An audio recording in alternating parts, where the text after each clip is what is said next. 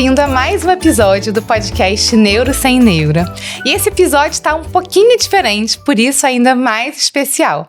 Hoje a gente vai falar de quem cuida. Vamos falar sobre maternidade, vamos falar sobre diversos assuntos. Trouxe aqui uma pessoa muito especial, que já conheço das redes sociais há bastante tempo e recentemente tive o privilégio também de conhecer pessoalmente. Então hoje vamos falar sobre experiências de maternidade, aprendendo a ser mãe de criança autista. E para essa conversa, eu chamei a maravilhosa Gláucia Batista, que é mãe do Thales e do Breno, criadora do perfil Humaninhos TDL, ela é economista e especialista em acessibilidade e inclusão. Bem-vinda, Gláucia, obrigada pela sua presença. Obrigada pelo convite. Prazer estar aqui.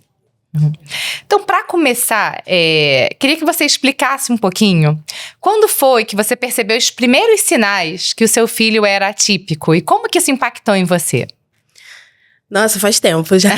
Ele tem qual idade hoje? Hoje ele tem 10 anos. Ele recebeu o diagnóstico aos 2. Então, eu acho que é o clássico, né, para a família, que é o atraso no desenvolvimento da linguagem. Sim. A criança que não está falando, eu acho que é uma característica que fica mais evidente para gente que não é da área. Mas depois a gente vai entendendo que já havia alguns sinais ali antes dos 1 ano e meio, né, que é quando a criança começa a falar as primeiras palavrinhas. Então, para uma criança que teve um desenvolvimento típico, né, andou e brincava, interagia, e depois isso vai se retraindo, aí você percebe que tem alguma coisa, mas eu acho que a fala te confirma que você precisa buscar ajuda. Então, foi a partir daí que eu comecei a falar sobre linguagem, porque eu acho que é o que chama a atenção das pessoas para se conscientizar sobre transtornos do desenvolvimento. Então, foi a partir dessa dificuldade em se expressar que ele começou a fazer por ele mesmo. E não solicitar mais, né? Porque já era difícil se comunicar. Então, uma criança muito independente, muito tentando se resolver sozinha, e você tentava se comunicar com ela e ela queria fazer por ela mesma. E isso me chamava atenção, porque ele foi se isolando cada vez mais. Cada vez que ele conseguia realizar alguma tarefa sozinho, sem solicitar, ele fazia, ia fazendo e ia se isolando também, porque a interação ia diminuindo. E foi a partir desses momentos que eu comecei a buscar ajuda. E esse é o Thales, não é? Breno. Esse é o Breno, perdão. Isso. E posteriormente ele foi diagnosticado como estando no transtorno do espectro autista. Sim, sim. E você como mãe, você foi validada, assim, nessas suas percepções? Quando você teve essa suspeita, quando você percebeu que a fala dele não estava evoluindo, quando ele estava como seria esperado, como é que isso foi pra você? Acho que de certa forma sim, porque o meu primeiro filho também teve um pouco de atraso de fala, né? Ele falava pouquinho. Então, quando o meu segundo filho veio e já tinha um comportamento muito diferente, eu percebi que era outra situação, outro quadro. Então, era muito mais evidente que ele tinha também dificuldades de interação, de solicitar ajuda, e isso me chamou mais atenção. E eu fui buscar a partir dessa dificuldade de se comunicar com ele, né? Fui buscar uma fono, acho que muita gente vai primeiro numa fono, tentar entender por que não tá falando. Sim. E eu acho que é uma coisa que toda família percebe, né? Ah, já era pra eu estar falando, responde, olha pra mim. Sim. Então, nesse momento, eu acho que não fui muito invalidada, porque acho que todo mundo percebia que ele precisava de algum tipo de apoio, né? E nunca também achei que era uma coisa ruim. Eu acho que buscar ajuda é bom. Sim. Né? Eu acho que fingir que não tá vendo o problema que tá crescendo é mais complicado. Acho que a gente sempre teve esse entendimento, assim, na minha família, né? Não, e é importante, né, trazer esse seu relato. Fico feliz que você tenha sido acolhida, que você tenha sido validada. Porque eu acompanho muitas famílias e, infelizmente, nem sempre isso que acontece, né? Até dividindo uma experiência pessoal, assim, as minhas filhas, elas são crianças típicas, né? Mas quando eu tive a minha segunda filha, na época eu notava algumas questões motoras nela, né?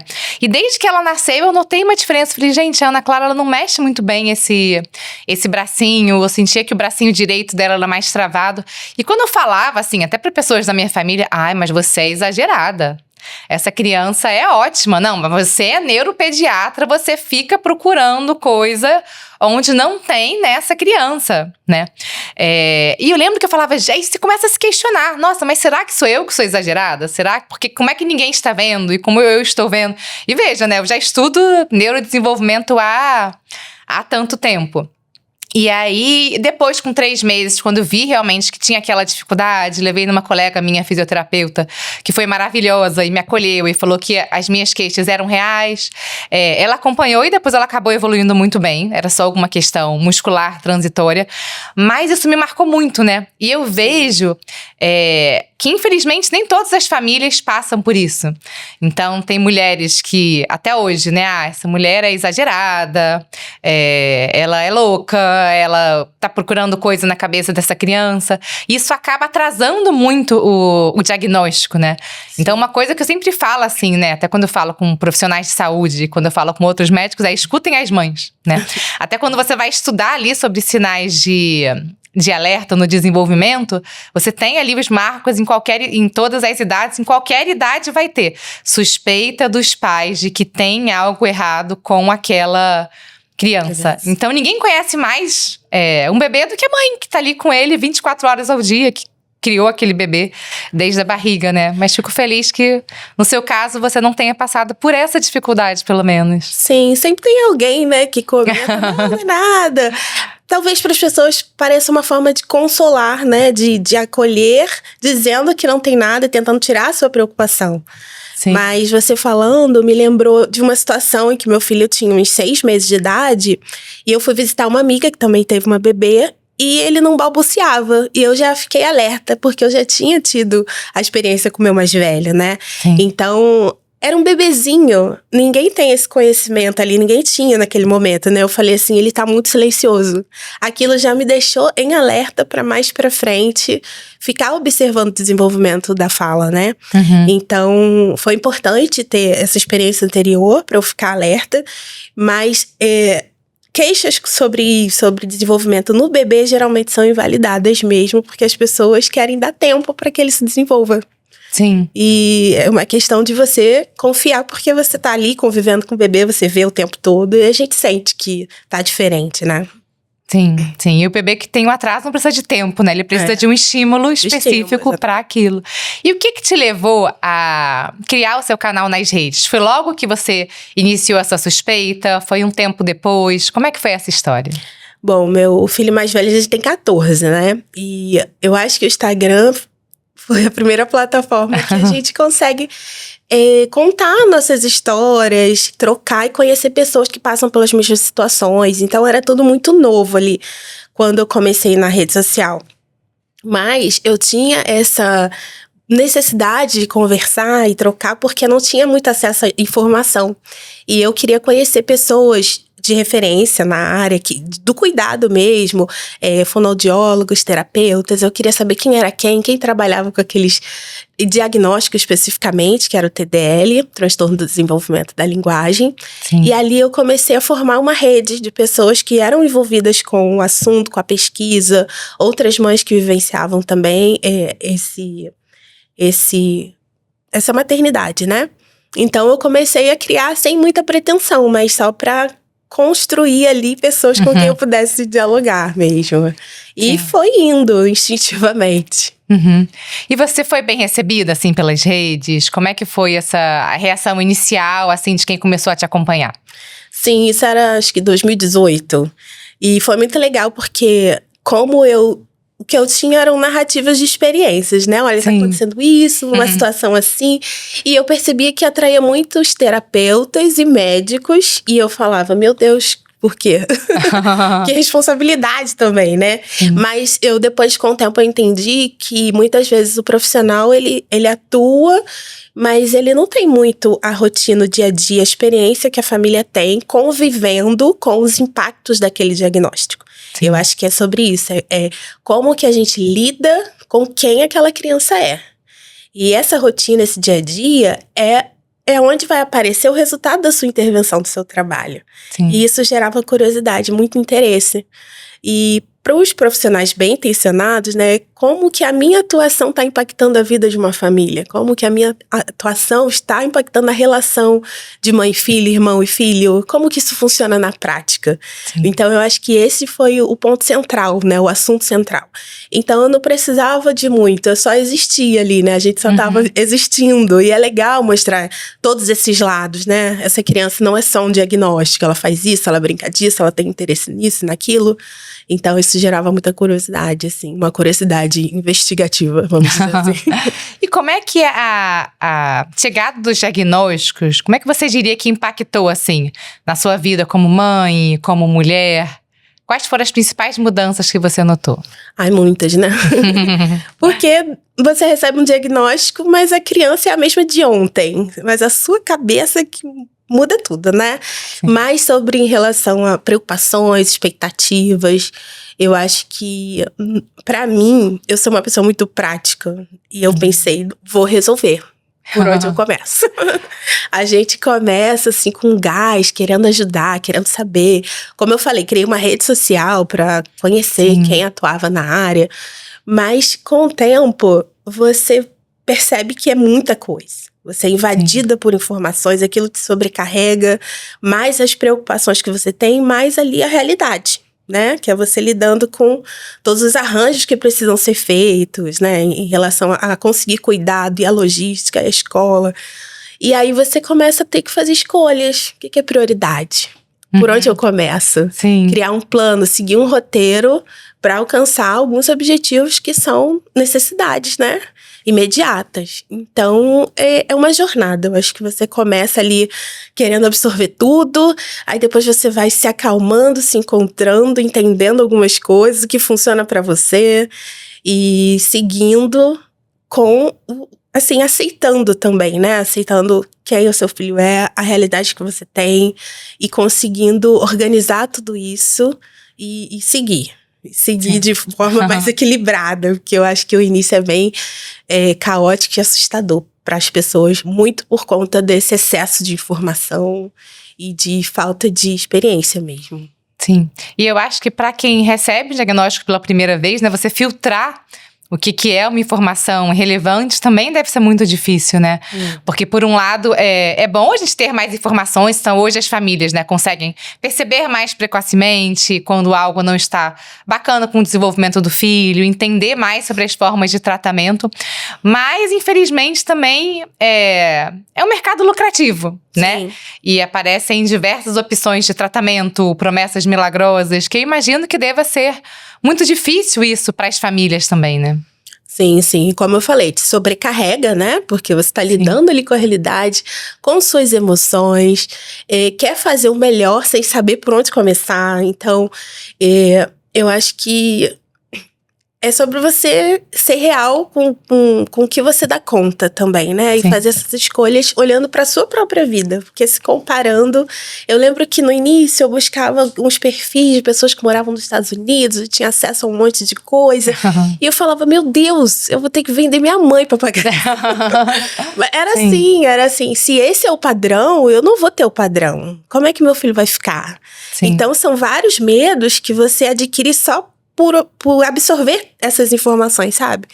E depois você descobre que não, que tem muitas realidades, muitos caminhos, muitas opções. E é um dia de cada vez, não tem como aprender tudo naquele momento do diagnóstico.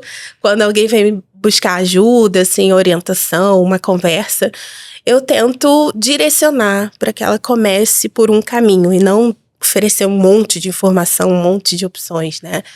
Porque esse primeiro momento é um momento de respirar e pensar e olhar para dentro. Talvez definir ali uma prioridade e focar ali naquilo, ao invés de querer resolver tudo ao mesmo tempo, porque você não vai dar conta, né? É isso. Sim.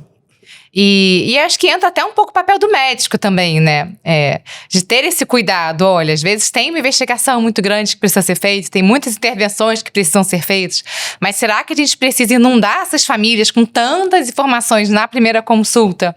Que às vezes a pessoa fica perdida ou ela vai escolher uma prioridade? Para quem é leigo, ele pode eleger como prioridade algo que não era tão prioritário assim. Verdade. Então, nesse primeiro momento, eu acho que o médico é fundamental, né? Porque ele é a primeira fonte de informação confiável. Ele está te passando essa novidade. Então, eu acho que eu tive a sorte de ter um médico que ele deu esse diagnóstico com muita naturalidade, porque para ele talvez seja natural, ele vê ali toda hora. Mas ele me direcionou bem, assim, ele falou, vamos começar por aqui, sabe? Ele não disse, pode acontecer isso, pode acontecer isso. Não dá pra prever nada naquele momento, né? Sim. Eu acho que o que a gente precisa é saber pra onde eu vou quando eu sair dessa sala. Eu acho que isso é o principal. Perfeito. E dentro disso tudo, Gláucia, você acha que você ainda conseguiu olhar para as suas próprias necessidades, para quem era Gláucia além de mãe, né? E hoje em dia a gente como mulher exerce tantos papéis na vida. Ou você acredita que no seu caso, assim, num primeiro momento, você acabou focando só na maternidade? Como é que foi isso para você? Olha, eu acho que a gente redireciona nossas prioridades, né? Nesse momento, Sim. A gente olha pro filho, quer cuidar. E eu já tinha uma carreira, então foi o momento de eu desacelerar ali e olhar pro meu filho. Eu acho que são fases, né? Até pra gente se regular, se acalmar, tomar o controle da situação. Mas é o que eu falei, você vai começar a escolher o que é prioridade, o que vai funcionar pra sua vida. E o que você alcança de fato, o que é importante pra você, o que te faz bem. Então, equilibrar um pouco essas coisas também, pra você não focar numa coisa só e abrir mão de outras coisas que são importantes. Como pra mim era a carreira, né? Seguir. Então, eu tive um tempo aí que eu foquei muito, né? Em cuidar dos meus filhos. Acho que a maternidade de todo mundo implica nisso, né? Sim. No primeiro momento, você vai focar em ser mãe, porque era um desejo. Mas depois você ir retomando as coisas no seu tempo também, não no tempo das outras pessoas. Sim. E as coisas vão se encaminhando. Agora, em relação à carreira, eu acho que eu comecei a valorizar mais o meu tempo. Investir em coisas que realmente me dariam retorno, em menos distrações, porque o tempo passa a ser muito precioso, né? O tempo de interação, de troca com seu filho, o tempo de qualidade com a sua família. Então, a carreira, ela precisa ter um planejamento mais estratégico também, para que você não perca o foco e não se distraia com outras coisas que não vão te levar ao lugar que você deseja chegar. Sim, sim. E hoje, você acha que mudou esse rearranjo? Hoje você consegue focar um pouco mais na carreira? Como tem sido? Sim, hoje eu acho que a gente amadurece muito, a gente aprende muito. E a gente já tem mais noção do quadro também da criança, né? Depende do quanto que esse diagnóstico impacta a sua vida, o quanto que isso demanda de você. Mas eu segui na minha profissão, sou funcionária pública. Tenho políticas que me amparam também, tenho redução de carga horária para eu trabalhar e conseguir cuidar do meu filho. Isso foi muito importante para mim, para eu cuidar de mim também, né? Estar bem, para poder dar conta das duas coisas. E com o tempo eu fui organizando, né, meu dia. Eu tenho que ter muito foco para eu conseguir entregar minha produção de trabalho. Então eu tenho que organizar muito bem minha rotina. E isso a gente aprende fazendo, né? Sim. Agora, conseguir, com o tempo, unir essa carreira da internet, que acabou se tornando uma carreira, como que eu faço no trabalho, né? Eu consegui, e as coisas foram fazendo sentido com o tempo, foram se alinhando. E eu achei isso muito bacana, porque eu fui buscando interesses e necessidades por um caminho profissional, e depois eu fui juntando com o que eu já fazia. E aí eu consegui agregar todo esse conhecimento e desenvolver projetos que unissem as duas coisas, o útil ao agradável, sabe? Sim. Então eu acho que é tempo, eu acho que é paciência e muita estratégia também. Sobre pra que isso vai me servir? Essa formação aqui vai ser interessante pra mim? Eu sempre tive uma visão olhando pra frente. Eu acho que isso me ajudou muito a alinhar as coisas. Sim, sim.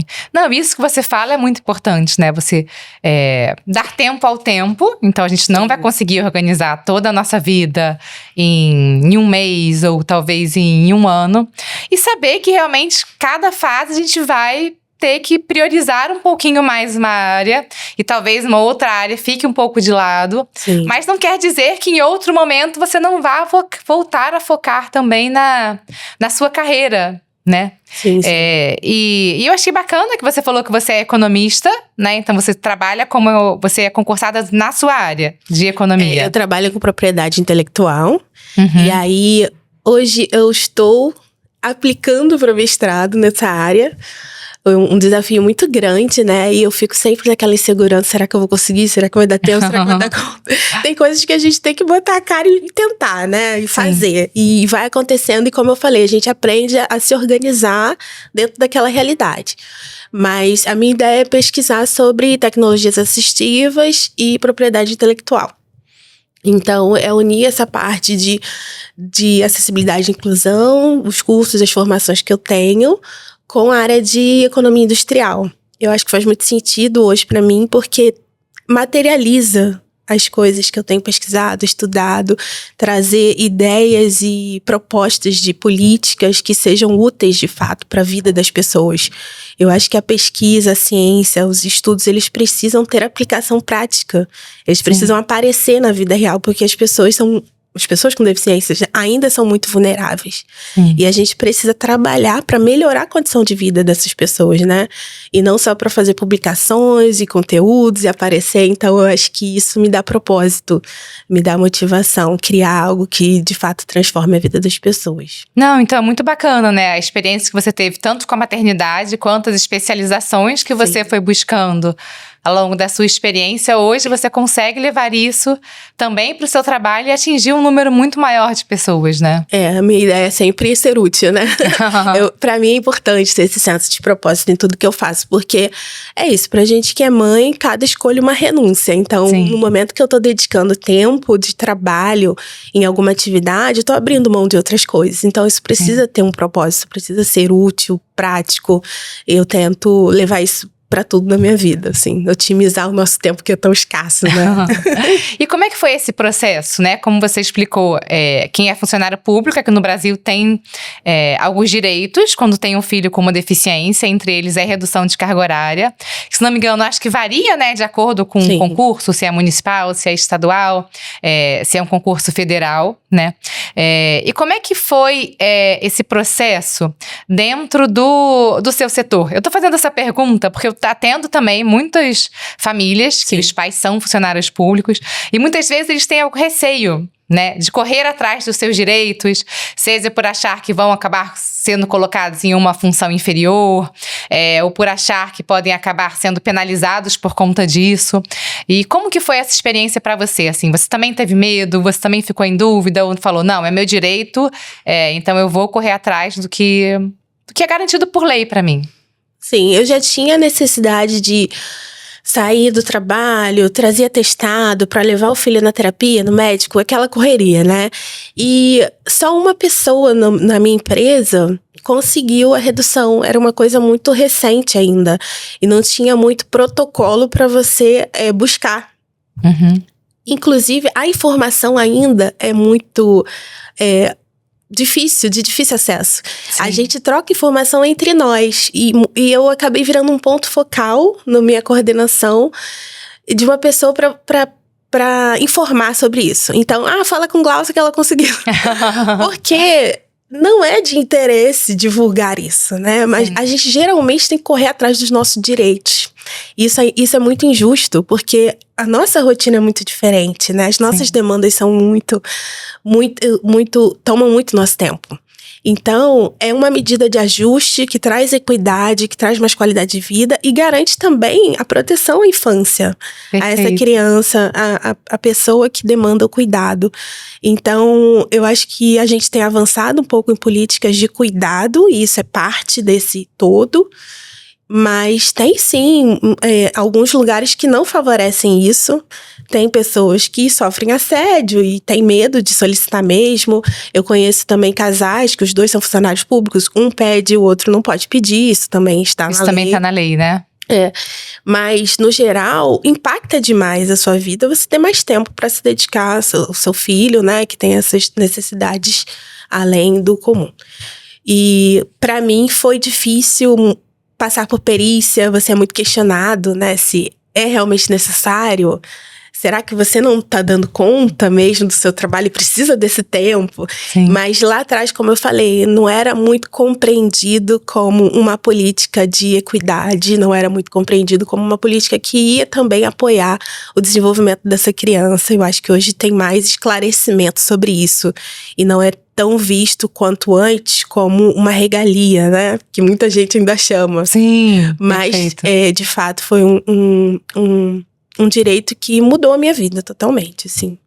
Eu dormia muito mal, dormia de madrugada trabalhando para entregar trabalho. E outras servidoras também relatam as mesmas experiências, que estavam exaustas para dar conta de tudo isso.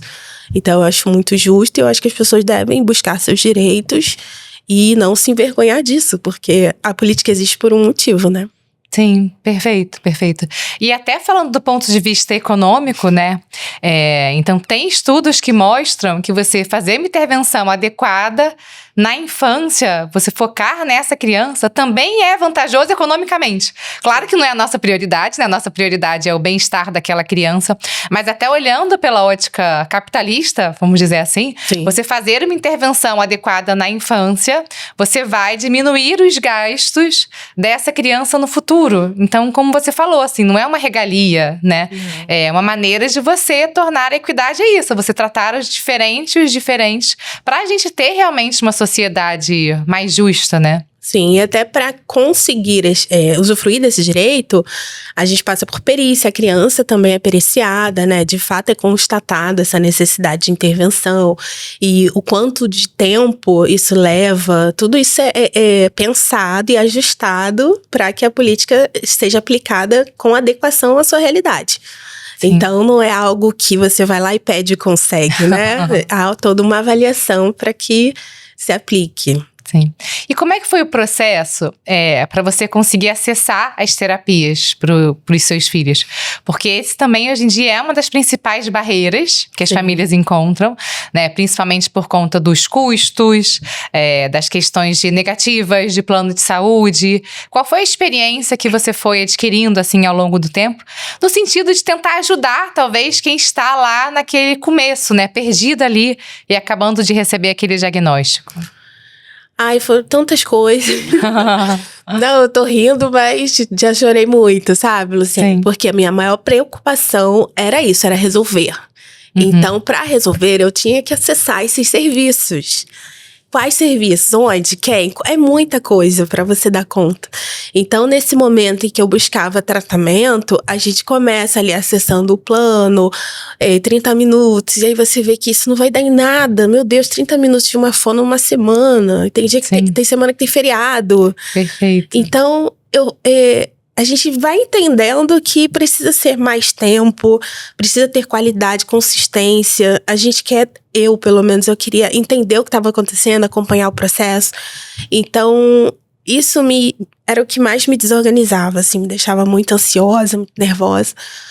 O acesso à saúde, e eu vejo que isso evoluiu muito pouco, né? Sim. Porque tem muitas pessoas que ainda não conseguem dar à criança o tratamento adequado. Eu acho que falta muitas políticas para a saúde, porque hoje acho que se conversa muito sobre educação inclusiva, esse caos nas escolas, que tem que aceitar e o que fazer, mas a saúde não é igual, se tem vaga ok, se não tem, fica lá. Então, eu acho que precisa olhar também para esse cuidado e que ele seja integral, né? E isso impacta muito na nossa saúde mental. Eu só pensava em como resolver. E aí foi isso, foi processo judicial, advogado, e consegui tratamento para ele. E ele fez aí 8 anos de terapia intensiva, até eu resolver ir diminuindo, tirando algumas coisas que ele já não tinha tanta necessidade, né? Sim, sim. Mas realmente não é um caminho fácil, né? Não é. Inclusive, para você saber como acessar tudo isso, né? Eu acho que os grupos de mães também foram muito importantes, porque eu vi as pessoas falando que ia na clínica tal, eu falei, mas como? Essa clínica é um absurdo de caro. Mas como? Qual é o caminho? E ali você vai tendo orientação, alguma pessoa te ajuda e você vai entendendo como funciona. Porque, a princípio, eu achava que era muito caro e eu não ia poder ter. Depois eu achei que era muito difícil acessar e eu não sabia o caminho. O que eu preciso para Então, eu acho que os grupos é o que nos dá a mão ali, até porque o médico não tem tempo de desenhar tudo isso para cada família, né? Então, é muito importante essa rede de apoio entre pais, porque tá todo mundo ali passando, de certa forma, situações parecidas. E ali você consegue muito apoio e atenção também, né? Sim. Comoção, empatia com o seu caso. E eu acho que foi fundamental para conseguir acessar terapias e em outros momentos também que a gente vive. Sim. E quando você começou, né, essa jornada lá atrás, você falou em 2018, já existiam, assim, esses grupos de mães? Ou isso foi algo que você percebeu que tem sido mais recente? Isso também te ajudou bastante nesse processo desde o comecinho? Não sei se desde o comecinho, mas assim, como eu falei, meu filho tem 14. E quando ele começou a demorar a falar ainda na educação infantil, não era o tempo dessa internet que a gente conhece hoje. Sim. Então, eu era uma pessoa que era muito desconversada, sabe? Eu desabafava, eu conversava. E de repente, eu me vi como um ponto focal também, de mães que buscavam informações sobre isso. As pessoas me indicavam, fala com Gláucia. Porque tinha muito preconceito, eu acho, ou medo de você falar em voz alta que seu filho tá tendo alguma dificuldade na escola. Sim. E eu falava, porque eu queria saber quem era quem, trocar informação. Então, às vezes eu levava meu filho numa fono, chegava lá e tinha um amiguinho da sala dele na fono. E eu nunca soube que eu... Como assim? Era muito escondido, né? As famílias ainda têm vergonha, se sentem culpadas, talvez, né? Pelo que está acontecendo com seus filhos. Era muito esse cenário. E depois da internet, foi normalizando, né? E até eu falo que virou artigo de luxo, você ter um bom terapeuta. Então, tem perfis de todo tipo de família. Tem gente que vai ostentar a terapia que tem. E tem gente que vai continuar escondendo. Então, mas mudou muito, né? A forma como a gente lida com todo esse contexto. Então, pra mim, eu passei pelas duas fases. Uma fase onde isso já estava mais popularizado, mais comum de se falar sobre. E o meu filho mais velho, que não era tanto assim o cenário. Então, pra mim, foi uma jornada muito espontânea, assim. Eu sempre soube que eu preciso cuidar disso e conversava muito com as pessoas. E aí eu fui também pra internet transferindo, né, o que eu já era na vida real, assim. De conversas reais, sinceras. Eu acho que em grupos de mães e perfis de mães, principalmente na DM, né? Ali rola sinceridade 100%. Porque ali é onde você vai ter um lugar seguro, assim, de falar muitas coisas, pensar muitas coisas. Então, foi importante pra mim estar ali e fazer essas trocas, né? Sim, e talvez traga um pouco de pertencimento também, né? De ver que você não está sozinha passando por aquilo. E falando até de doenças raras. Então, acompanha algumas famílias que os filhos recebem diagnósticos de doenças muito raras e você vai pesquisar ali na literatura, existem 30 famílias no Brasil. Você pensando há 20 anos atrás, uma tá no Acre, uma tá no Amazonas, você se sente muito sozinho, né? Mas hoje, com a internet, você vai, às vezes, encontrar um grupo de Facebook que dos 30 casos, 10 casos vão estar lá. E eu vejo que é muito importante para as famílias poder ter essa troca, né? De outras famílias passando pela mesma situação. Talvez trocar uma experiência. Você conseguiu esse acesso, você conseguiu esse direito. Como é que a gente pode ajudar nossos filhos a conseguir uma terapia?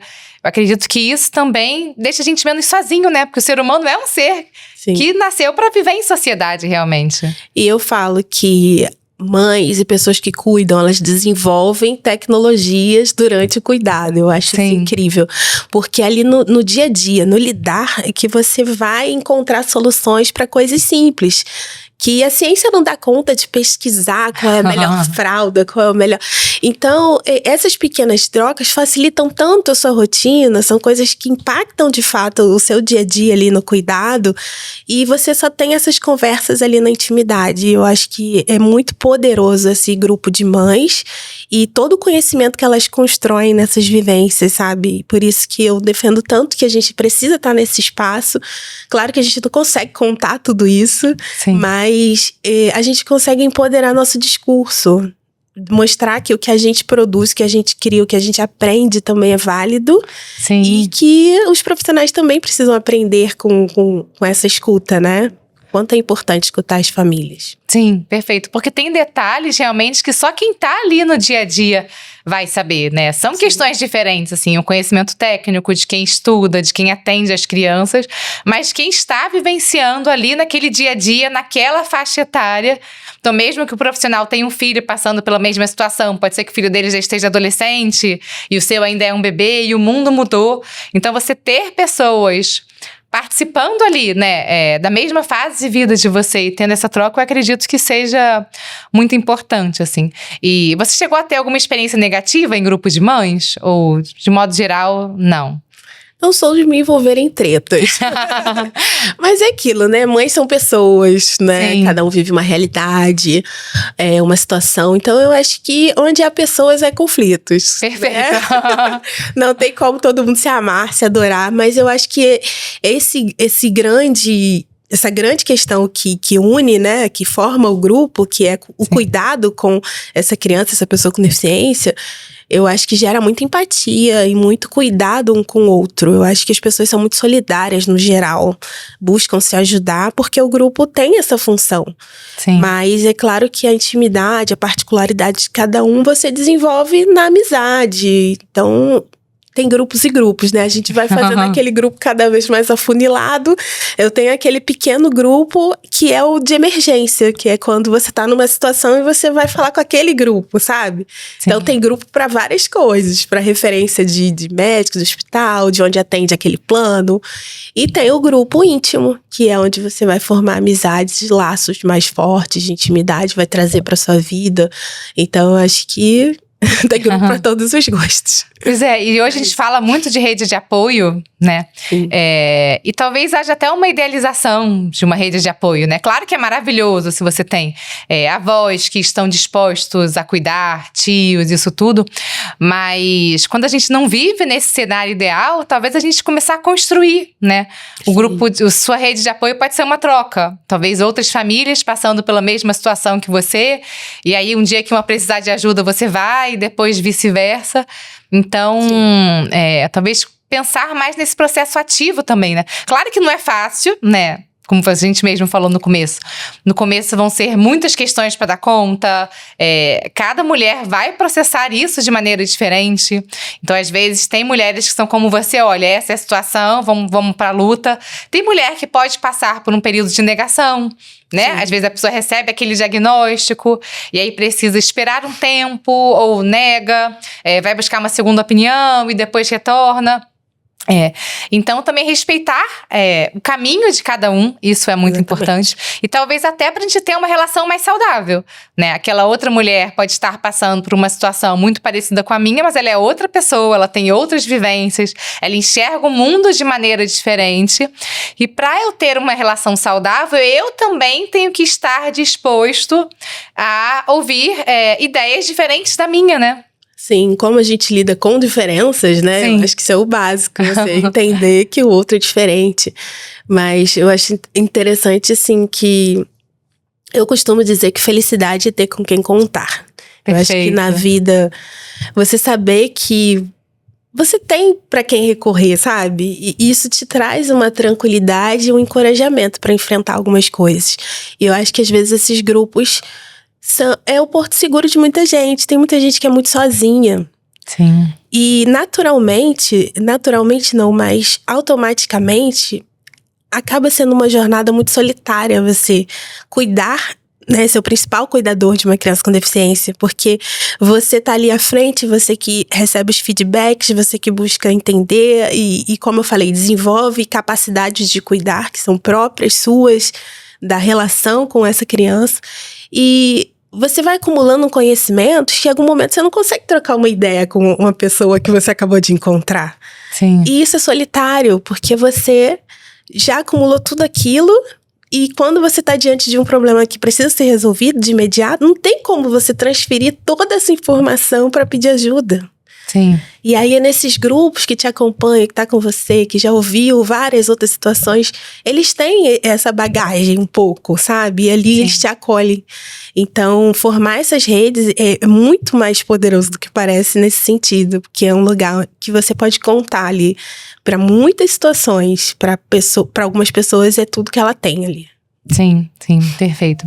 E as amizades que você já tinha antes da maternidade? Você notou algum impacto por estar vivenciando talvez um caminho diferente, uma maternidade atípica? Ou você foi bem acolhida também nas diferenças de jornada? Eu acho que sim e não, né? Eu acho que ao longo do amadurecimento, acho que toda mulher, ela vai se identificando em cada fase, com grupos. Sim. E a maternidade traz pessoas também tão incríveis, tão, assim, diferentes. E você vai abrindo espaço para novas relações, outras pessoas. Mas eu tenho boas amizades antigas. E eu acho que a gente aprende também a colocar cada um numa caixinha. Sim. Nem todo mundo vai dar conta dessa realidade que você vive hoje. Mas elas dão conta de te abastecer em outras coisas, sabe? De conversar sobre outras coisas que também te fazem bem. Sim. Então, eu acho que a gente não depositar todas as nossas expectativas em um grupo só, em umas pessoas só, numa pessoa só, né? Não achar que ela tem que dar conta de todas as suas fases, porque não vai dar, porque ela também tem as questões dela. Uhum. Então, eu acho que é sobre isso, você entender onde cada um cabe na sua vida. E se espalhar ali, se completar, né? Um pouquinho de cada um. Tem pessoas que me completam muito, mas tem outras que em algumas coisas tá tudo bem. Eu acho isso natural. Sim, e eu acho que o fato de você ser uma pessoa tão querida também, né? Não tem como não gostar de você. Mas isso que você trouxe, de entender ali que cada amizade vai te ajudar em um pontinho importante da sua vida, eu acho tão importante da gente ressaltar. Porque eu vejo, assim, talvez nos relatos de internet, uma certa idealização da amizade, né? Sim. Então, amigo é aquela pessoa que, se você estiver no hospital, ele vai parar a sua vida pra ficar lá com você. E claro que é maravilhoso se você tem essa pessoa, né? Mas as relações, elas podem ser saudáveis pra gente, nutridas de diferentes formas, né? Então, talvez aquele seu amigo não vá parar a vida se você estiver no hospital, mas ele vai te mandar uma cartinha. Sim. Ele vai te ajudar a encontrar um médico que possa te ajudar pelo que você está passando, né? Pode ter uma amiga que ela vai ali tomar um café com você em algum momento, ela não vai ser a sua melhor amiga, mas não significa que aquela relação não seja importante pra sua vida, né? Sim, eu acho que a vida adulta, né, ela é complexa. Sim. E eu estando na internet, às vezes a gente não se dá conta, né, do impacto que tem a nossa fala, o que a gente produz. Mas eu já tive alguns feedbacks que me impressionaram muito em relação a isso. De eu ter dito coisas que a pessoa precisava ouvir em determinado momento. E pessoas que pra mim eram super importantes, assim, super, sabe, inteligentes, bem resolvidas. E às vezes elas viram pra mim, nossa, você disse uma coisa, eu tava numa situação, obrigada. E a pessoa mostrar gratidão por você ter salvo ela naquele momento. Sim. Eu acho isso tão incrível. E é isso. Às vezes a pessoa que você conhece há anos não deu conta de te suprir em relação àquilo. E a gente tá aberto a isso. Não jogar todas essas expectativas numa pessoa só. E se abrir a novas relações que talvez façam mais sentido naquela sua fase.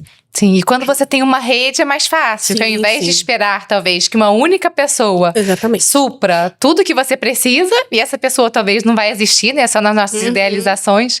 Cada pessoa da nossa rede pode ajudar ali um pouquinho da forma como ela dá, né? Às vezes o que ela tem para oferecer não é exatamente o que eu gostaria, o que eu idealizei, mas não significa que o que ela tá oferecendo não possa ser benéfico para mim também, né? Sim, sim. Até porque eu não dou conta de suprir ninguém o tempo todo. Perfeito.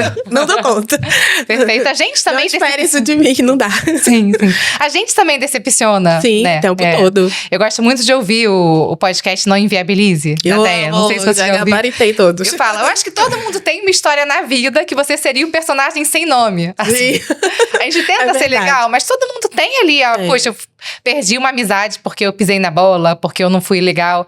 Então, talvez enxergar o outro como um ser humano também, que também tem as questões dele, que talvez de fora possam ser questões menores do que a sua, né? Pode parecer que ele tem menos dificuldades do que você, mas ele também tem as próprias questões e cada pessoa vai enfrentar de uma forma diferente, cada pessoa vai ter um nível de resiliência diferente. Isso não quer dizer que aquilo não possa ser algo saudável mesmo, né? Sim, e nessa maternidade, eu acho que é muito também sobre saúde mental, né? Como eu falei, ter com quem contar, os apoios que você tem, né? Qualidade de vida, acessos, mas a saúde mental que te mantém em pé. Então, acho que a gente tem que cuidar da gente, é meio clichê falar isso, mas a forma como você encara a vida, né? Constrói suas expectativas, projeta o que é possível. Eu acho que isso te deixa num ponto mais equilibrado para lidar com as coisas, com as dificuldades. Sim. Eu acho que isso é importante. Eu até fui estudar uns artigos sobre isso, né? Então, de fato, você ter amigos, você ter uma rede de apoio é um fator protetor de saúde mental, que vai diminuir a chance de você ter um quadro depressivo, um quadro de ansiedade, ideação suicida.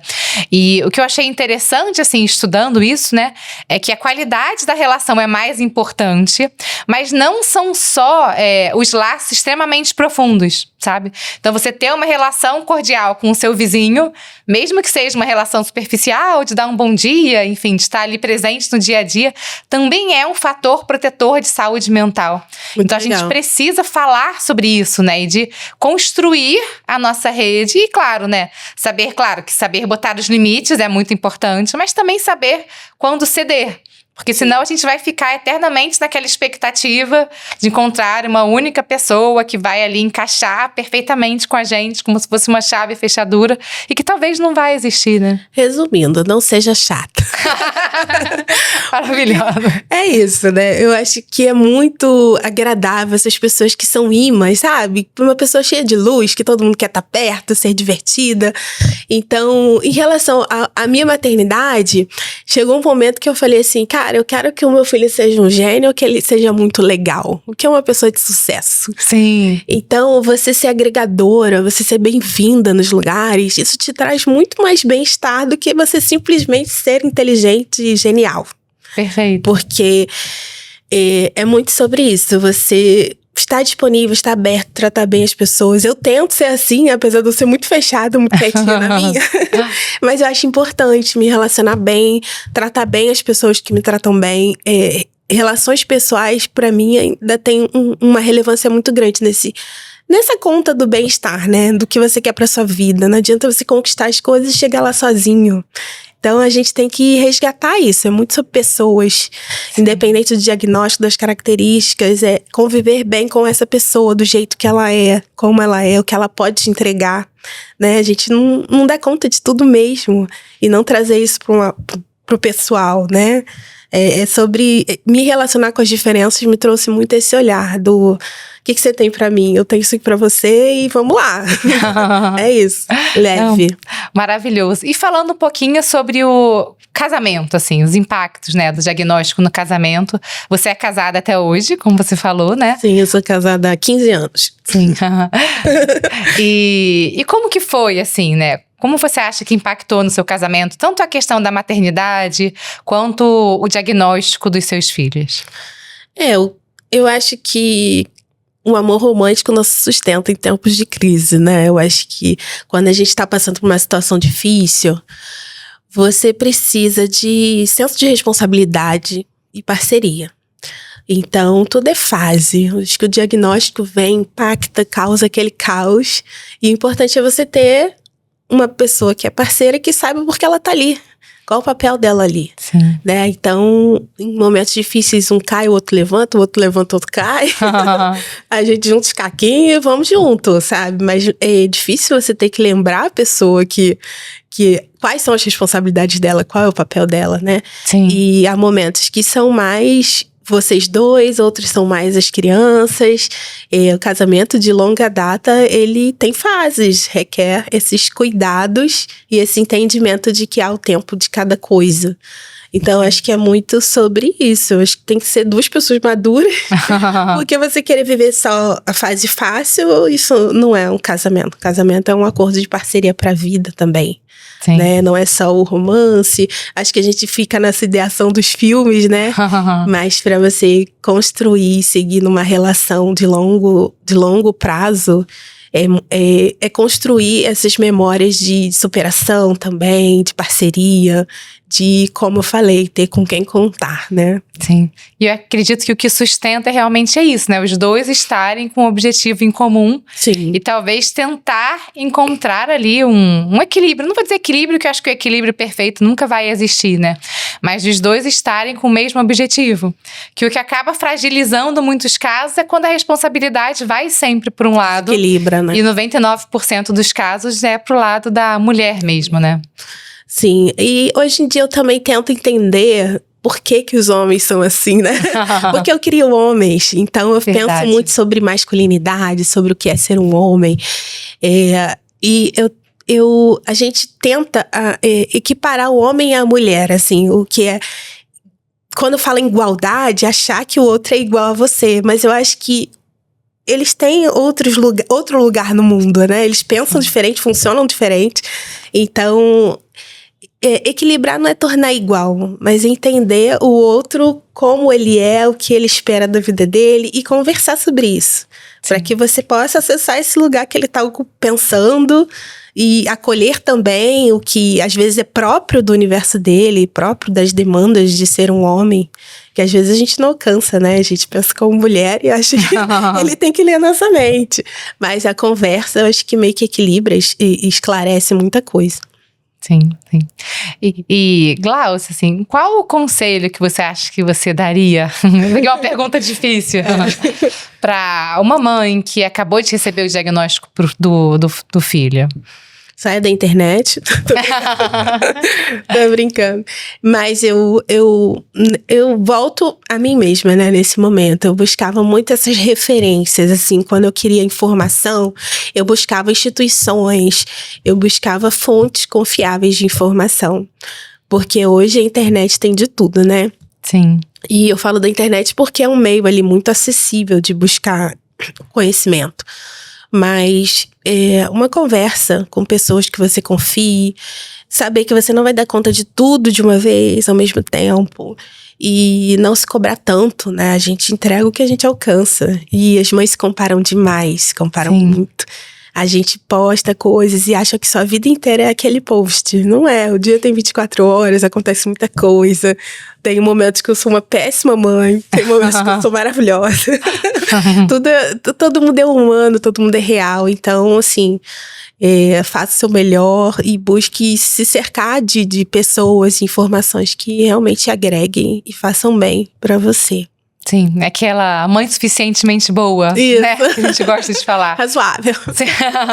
Que não vai saber o que fazer em todos os momentos, né? Que vai ter hora que vai perder a cabeça, que vai explodir, que vai agir como não gostaria, mas que também tá ali lutando pelo filho, se dedicando, isso tudo é muito importante, né? Talvez se cobrar menos, porque a gente vê na internet ali, né? O palco de cada um e fica comparando com os nossos bastidores. E parece que...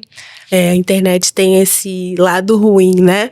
Sim. Mas também tem muita inspiração. Você vê uma pessoa fazendo algo que você não consegue fazer, pode ser uma inspiração também pra você melhorar, né? Porque não, mas não tomar isso como pessoal, como algo que te deprecie, né? Eu acho que as referências estão aí pra gente tentar melhorar. E fazer o que é possível pra nossa realidade também, porque cada um vive uma realidade, né? Sim. É isso. E uma outra pergunta que eu anotei também aqui, que eu vi você falando na palestra sua, que eu assisti, e que hoje também tá dentro da sua carreira, né? É falar um pouquinho para as mães sobre a sua experiência com tecnologia assistida. Então, o seu filho mais novo, né? Ele usa a comunicação alternativa e aumentativa. Sim. Você pode explicar um pouquinho mais sobre esse processo? Porque é algo tão importante, que a gente tem tanto respaldo científico, mas eu vejo que ele ainda é tão menos acessível do que a gente gostaria, ou do que seria o ideal, né? Sim, eu busquei sobre comunicação aumentativa alternativa alguns anos atrás, acho que já faz 4 ou 5 anos que ele utiliza. Mas eu meio que fui resgatada também na rede, sabe? Porque pessoas que trabalhavam com isso, como eu falei, eu sou muito seguida por terapeutas, né? E aí, uma terapeuta muito querida, a Daiane Theo, ela é do Sul. Ela falou, Glaucia, faz esse curso, vai ser bom pro seu filho. E é muito legal isso, né? Porque às vezes a gente não tem a informação. E a Sim. pessoa te traz ali, ó, tem a ver com o seu perfil. Por que ela trouxe pra mim? Porque ela via que eu era uma mãe que ia correr atrás. E a CAA é um recurso que a família precisa participar. Sim, eu acho que é o que ninguém tá falando hoje, né? Acha que vai dar um tablet, uma prancha na mão da criança e ela vai usar sozinha. Mas é como uma língua. Você precisa falar ela em todos os ambientes. A criança precisa ter contato com essa comunicação para que ela aprenda a utilizar. Então, no primeiro momento, quem vai utilizar é a família. A família vai se comunicar com ela usando aquele recurso. E acho que as pessoas criam essa expectativa. Vou dar na mão dele e ele vai falar. Então, foi importante para mim uma pessoa de referência ter me puxado para esse contexto, porque eu pude ter acesso aos fundamentos. E a comunicação alternativa ela é muito relacionada ao anticapacitismo.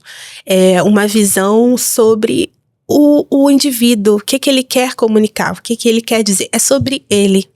E a partir daí, me fez entender que era um recurso para ele se comunicar, para assisti-lo. Por isso é uma tecnologia assistiva. É pro uso dele. Então, a minha interferência precisa ser mínima. Eu preciso dar a ele um modelo de como utilizar, mas é dele. Sabe? Eu acho que falta esse olhar com a perspectiva no indivíduo. O que ele quer dizer, como ele quer dizer, os direitos dele em se comunicar. E isso também me fez relacionar com a educação, né? Porque a comunicação alternativa é muito falada, vamos levar para a escola, vamos. Mas e a educação? Ele precisa ler, ele precisa ter acesso a se comunicar para além dos recursos. Mas escrever, ler, interpretar é parte da comunicação. Isso vai complementar os direitos dele, porque se ele não consegue escrever, ele não pode dizer qualquer coisa. Ele só pode dizer as palavras que você der acesso a ele. Então, tá tudo muito relacionado, interligado, né? Eu trabalhei muito na alfabetização do meu filho, enquanto ele também se utilizava do CAA, e unindo uma coisa com a outra. E muitas mães me ajudaram também nesse início, sabe? Porque você já tem um monte de coisa para dar conta, e aí te apresentam uma ferramenta nova que demanda muito da família. Sim. E aí eu falei, não vou dar conta. Eu acho que eu levei 1 ano até mergulhar de fato nesse universo, com medo de, não, vou decepcionar pessoas que querem me ajudar. Eu sou muito assim. Mas eu fui, me deram a mão e eu vi que é o mesmo princípio, um dia de cada vez. Você não vai aprender tudo de cara. E hoje, acho que estão falando mais sobre isso. Tem pessoas sérias trabalhando com isso também. Sim. E, para além de tudo isso, é o direito da criança se comunicar. Tem um de vida ali dentro. Há muito preconceito com crianças que não falam, né? Sim. Como eu falei na palestra, existe um universo dentro daquela pessoa que quer se comunicar, se expressar. E a gente precisa dar o acesso, que é essa ferramenta. CA não é um tratamento, né? É uma ferramenta que ele vai utilizar como meio de se comunicar. Então, entender tudo isso pra mim foi fundamental, assim. Meu filho é falante, inclusive, e muitos falavam, quem não falava, né? CA pra quem não fala, mas ele usa como uma comunicação suplementar. Algumas estruturas de frase que ele não consegue organizar, aquela prancha dá a ele um apoio visual importante para ele organizar o pensamento e conseguir expressar mais claramente. Então, ele utiliza de modo muito livre, conforme ele encontra necessidade, como suporte, e encontramos o nosso modo de se apropriar da ferramenta e usar com eficiência.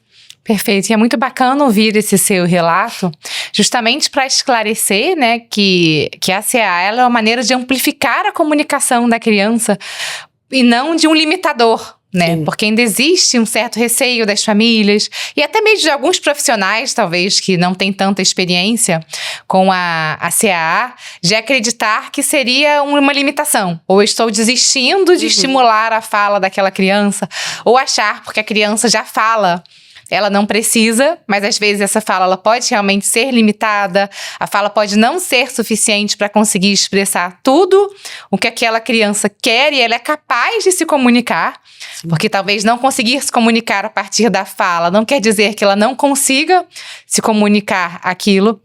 E vai melhorar não só a qualidade de vida da criança, que eu acho que tem que ser o nosso foco principal, mas também de toda a família. Porque uma criança que ela consegue expressar os seus desejos, seja oralmente, ou seja através de uma prancha, um tablet, outras formas de comunicação alternativa e aumentativa, ela vai se desregular menos, né? Ela tende a ter menos crises, porque é muito angustiante você estar ali com desconforto e não conseguir nomear e não conseguir pedir ajuda, né? Então, a gente precisa falar mais sobre isso, realmente. Com certeza. Essa crença de que se atrasa a fala é muito de quem vive na expectativa. Quando meu filho falar, vai acontecer isso. A gente precisa viver o hoje. Quem essa criança é hoje? O que ela tem? O que ela precisa?